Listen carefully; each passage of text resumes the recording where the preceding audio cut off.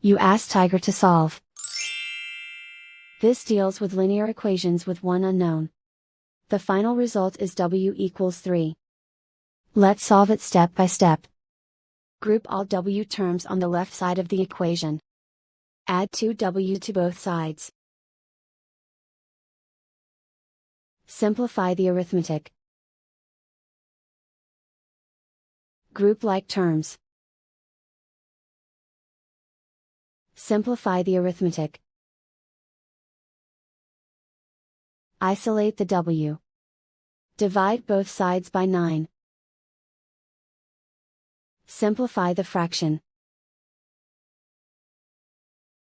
Find the greatest common factor of the numerator and denominator. Factor out and cancel the greatest common factor. And so the final result is w equals 3.